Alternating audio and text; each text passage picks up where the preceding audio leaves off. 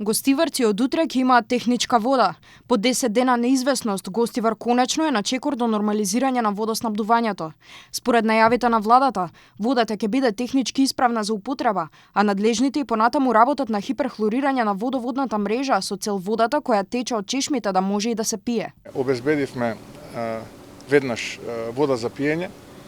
Благодарам на сите оние кои што се приклучија на таа активност со своји донации и на тој начин го направија би рекол, безбеден животот на гостиварци.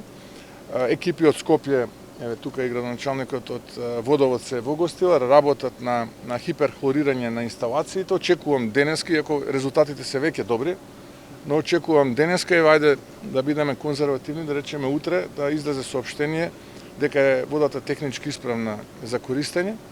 Во рекорден рок од една недела тоа се санираше, така што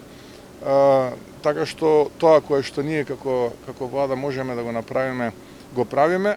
Председателот на владата вели дека одговорите за тоа што се случи во Гостивар и кој е виновен треба да ги даде јавното обвинителство. Оттаму велат дека процесот е се уште во фаза на собирање на докази.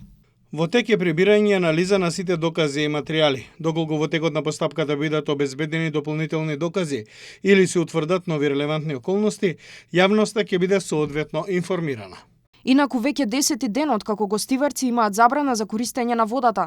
Граѓаните се снаоѓаат на различни начини, купуваат вода, се снабдуваат од околните градови и села или пак ја користат онаа која државата ја нуди како помош на пунктови низ повеќе локации во градот. Надлежните уверуваат дека состојбата влегува во смирувачка фаза. Се помалку граѓани се јавуваат со дигестивни тегоби. Досега околу 4000 жители на Гостивар побарале лекарска помош од почетокот на епидемијата досега.